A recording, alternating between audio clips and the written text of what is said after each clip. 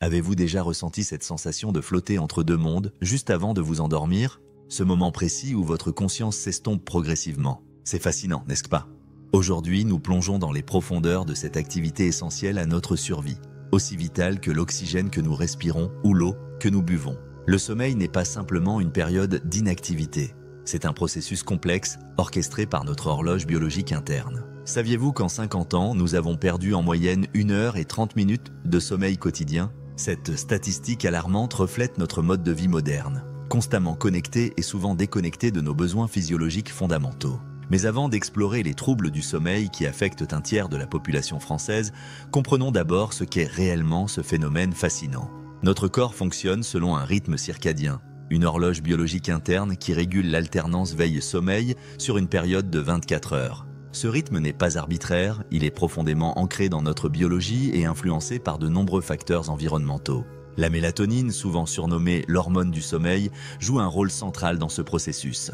Notre organisme la synthétise principalement dans l'obscurité, entre le coucher et le lever du soleil. C'est pourquoi nous dormons naturellement la nuit et pourquoi l'obscurité totale favorise un sommeil de qualité. Mais la mélatonine ne se contente pas de nous faire dormir. Elle influence également notre système immunitaire, la production de spermatozoïdes, le cycle menstruel et bien d'autres fonctions physiologiques essentielles. Si vous appréciez ce voyage au cœur du sommeil et souhaitez approfondir d'autres sujets fascinants liés à notre bien-être et notre esprit, je vous invite chaleureusement à vous abonner à cette chaîne et à activer la cloche des notifications. Ainsi, vous ne manquerez aucune de nos prochaines explorations scientifiques vulgarisées pour nourrir votre curiosité naturelle. 2 fois par semaine, nous décryptons ensemble les mystères qui nous entourent et qui nous constituent. Maintenant, revenons à notre sujet principal, les mystérieuses phases du sommeil. Grâce aux électroencéphalogrammes, les scientifiques peuvent se mesurer l'activité électrique de notre cerveau pendant que nous dormons. Cette technologie a permis d'identifier différents types d'ondes cérébrales associées à nos états de conscience. Les ondes bêta, émises à un rythme de 12 à 30 par seconde, caractérisent notre état d'éveil normal. Certains chercheurs évoquent également les ondes gamma, plus rapides encore, 30 à 40 par seconde, qui apparaissent lors d'une activité cérébrale intense. Lorsque nous nous relaxons tout en restant éveillés, notre cerveau passe aux ondes alpha, plus lentes, 8 à 12 par seconde. En approfondissant la détente, par exemple pendant la méditation, nous générons des ondes θ, 4 à 8 par seconde. Enfin, durant le sommeil profond, notre cerveau produit des ondes delta, très lentes, 0,5 à 4 par seconde. L'absence totale d'ondes cérébrales correspond quant à elle à la mort cérébrale, une précision un peu macabre mais nécessaire pour comprendre le spectre complet de l'activité cérébrale. Le cycle du sommeil commence lorsque vous ressentez les premiers signes de fatigue. Vous vous allongez, fermez les yeux et entrez dans la phase d'endormissement, caractérisée par le passage des ondes alpha aux ondes θ. Votre organisme entier se prépare alors au repos. Votre rythme cardiaque ralentit, votre respiration devient plus profonde, vos muscles se détendent et votre température corporelle baisse légèrement. Après cette phase préparatoire, vous entrez dans le sommeil léger. Vous dormez, mais un bruit soudain pourrait facilement vous réveiller. Environ 20 minutes plus tard commence le sommeil profond, marqué par les ondes delta. À ce stade, il devient beaucoup plus difficile de vous réveiller, et c'est précisément durant cette phase que votre corps se régénère le plus efficacement. C'est le fameux sommeil réparateur dont nous avons tous besoin. Cette phase dure approximativement 1 heure avant l'arrivée du sommeil paradoxal. Le terme paradoxal est particulièrement bien choisi car, pendant cette phase, votre corps est complètement inerte, mais votre cerveau s'active intensément, produisant des ondes similaires à celles de l'état d'éveil. Vos yeux s'agitent rapidement sous vos paupières, d'où l'appellation anglaise REM, Rapid Eye Movement. C'est durant cette phase que surviennent la plupart de vos rêves, que vous vous en souveniez au réveil ou non. Un cycle complet de sommeil dure entre 90 et 100 minutes et nous en expérimentons généralement entre 4 et 6 par nuit. Il est important de noter que la première moitié de notre nuit est dominée par le sommeil profond réparateur, tandis que la seconde moitié contient davantage de sommeil léger et paradoxal. Cette répartition naturelle explique pourquoi un sommeil écourté peut être particulièrement préjudiciable, nous privant principalement de sommeil paradoxal, essentiel à l'équilibre psychique et à la consolidation de la mémoire. Malheureusement, tout ne se passe pas toujours aussi idéalement. Les troubles du sommeil affectent environ un tiers de la population française, sans même compter ceux qui traversent occasionnellement des périodes difficiles. Ces troubles se divisent globalement en 2 catégories, trop ou pas assez de sommeil. L'hypersomnie correspond à un excès de sommeil, des nuits anormalement longues et ou une somnolence diurne persistante nécessitant des siestes fréquentes. Dans certains cas extrêmes comme la narcolepsie, la personne peut s'endormir brutalement, n'importe où et n'importe quand, sans aucun signe précurseur. Certaines hypersomnies restent inexpliquées. Les médecins parlent alors d'hypersomnie idiopathique, un terme savant qui signifie simplement qu'on ignore la cause exacte du trouble. D'autres cas sont plus facilement identifiables. Certains médicaments, diverses maladies, le décalage horaire ou d'autres facteurs peuvent perturber le rythme circadien et provoquer une hypersomnie temporaire. À l'opposé, l'insomnie touche un nombre considérable de personnes. Elle peut se manifester de différentes façons. Difficulté à s'endormir, réveil nocturne multiple, avec difficulté à retrouver le sommeil, ou réveil définitif trop précoce le matin. Il existe également les insomnies de perception où la personne a l'impression subjective de mal dormir alors que son sommeil est objectivement normal.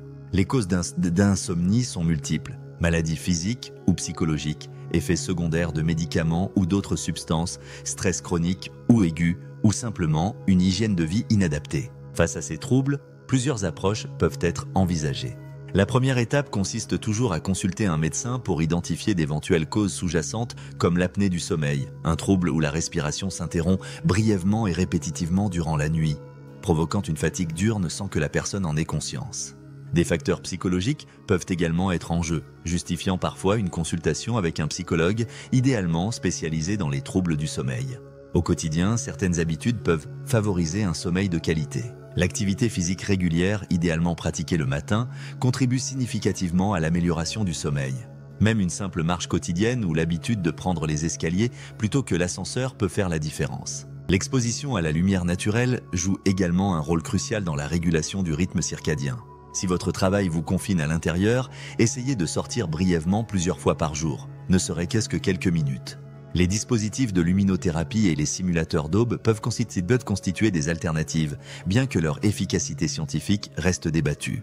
En fin de journée, plusieurs précautions s'imposent. Évitez les substances excitantes comme la caféine après le midi.